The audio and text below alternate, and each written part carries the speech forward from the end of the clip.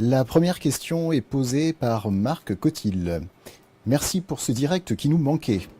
Pouvez-vous nous faire le point sur l'UPR, adhérents, finances, grandes orientations?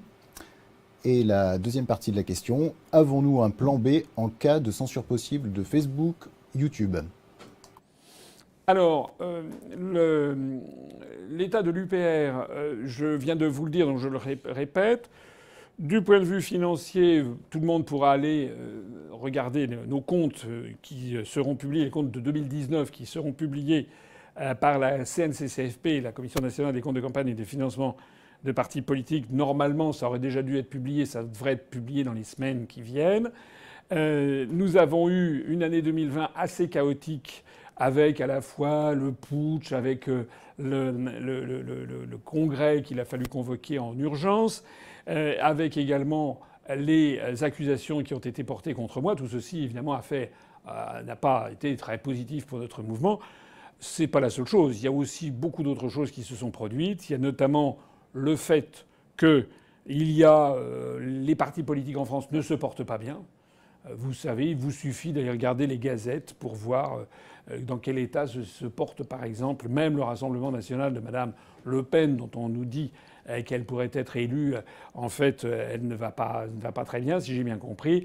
Et la plupart des autres partis politiques sont grevés de dettes de façon considérable et voient fuir leurs adhérents. Il y a un véritable problème en France, qui est le problème de la politique, avec un nombre croissant de Français qui ne veulent plus s'intéresser à la politique. Et puis, par ailleurs, il y avait encore un autre phénomène qui est que les personnes adhèrent à un mouvement politique lorsqu'il y a des grandes échéances électorales. Ça avait été le cas pour l'UPR. Au cours de l'année 2017, nous avons eu une augmentation colossale du nombre de nos adhérents qui a été multipliée par 2 entre janvier et octobre et par 2,2 entre janvier et décembre 2017. C'est évidemment l'effet de l'élection présidentielle et des élections législatives. Mais il se trouve, comme dans tous les partis politiques, que lorsqu'il n'y a pas d'échéance électorale, les gens ont un peu tendance, un certain nombre d'entre eux, à ne pas payer scrupuleusement leurs cotisations. On a eu, à l'occasion des élections européennes de 2019, un petit rebond, mais comme les autres, on a tendance à avoir une érosion. Aujourd'hui, nous avons 25 000 adhérents, ce qui est bien. Nous avons une trésorerie qui est... J'aimerais qu'elle soit plus importante, mais elle est quand même... Tout un particulier aimerait avoir une trésorerie de cette nature, mais elle est évidemment insuffisante pour aller vers les élections de l'année prochaine. Donc il nous faut renforcer notre trésorerie. Nous avons 0 euro d'emprunt bancaire, je l'ai dit. Et puis nous avons une dynamique qui s'est un peu arrêtée, il faut le dire, avec aussi la pandémie au cours de l'année 2020 et qui est très bien repartie depuis l'automne. Alors il y a des gens qui vont évidemment ne pas me croire ou mettre en doute ce que je dis. Ceux-là, je leur dis d'aller voir les comptes de la CNCCFP, mais je leur dis d'aller voir tout de suite, par exemple, les résultats que nous faisons notamment sur YouTube ou sur Facebook. Au cours des dernières semaines, il y a une vidéo qu'on a faite sur le scandale de l'AstraZeneca. Entre le Facebook et YouTube, on a quand même, au bout de moins d'une semaine, on est à quasiment 900 000 vues, ce qui est tout à fait considérable. Et puis une autre vidéo qui a été faite également sur ces sujets, plus récemment, il y a 4 jours, je crois qu'on en est à quelque chose comme 400 000 vues. Le nombre d'ailleurs de nos abonnés est reparti de l'avant. Nous avons franchi les 185 000 abonnés YouTube. Et puis également sur Twitter, où je vous invite tous à aller vous inscrire, parce que sur Twitter, j'ai pris les choses en main depuis plusieurs mois.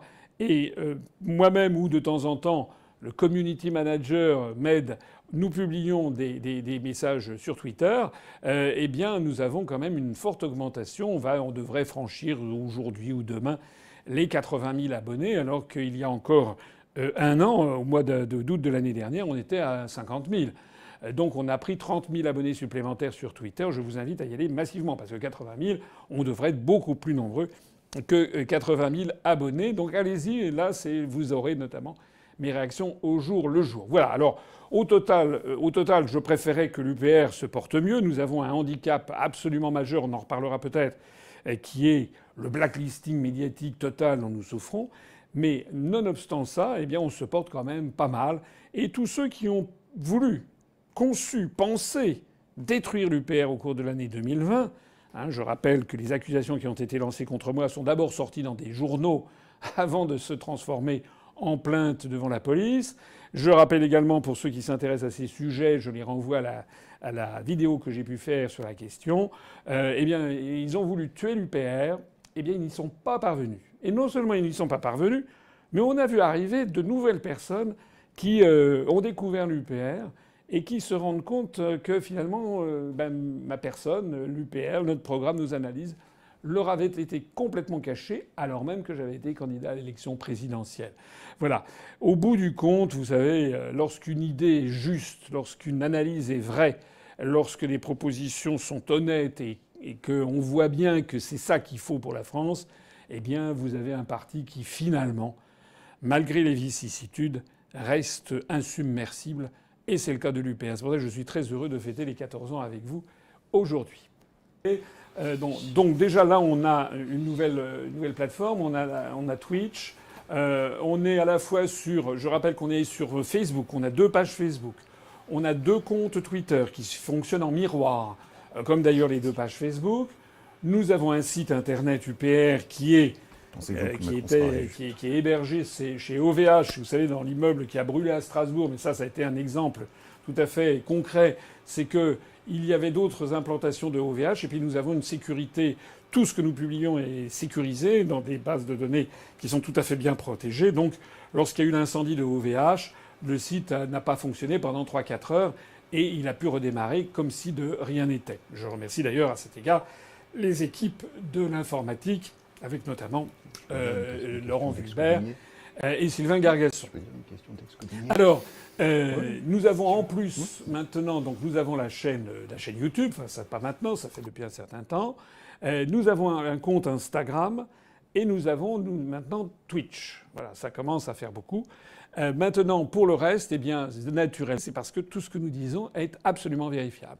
Si malgré cela, on avait un coup de Trafalgar qui peut toujours arriver, eh bien évidemment, à ce moment-là, on aurait un plan B, on ferait comme d'autres, on irait sur d'autres plateformes qui existent dans d'autres pays étrangers. Mais pour l'instant, nous n'en sommes pas là. Et d'ailleurs, nous n'avons pour l'instant encore jamais reçu d'avertissement, parce que je crois qu'il y a des avertissements qui se produisent dans ce genre de circonstances. On n'en a pas reçu parce que nous veillons, et je veille personnellement, à ce que tout ce que nous publions soit absolument sourcé aux meilleures sources.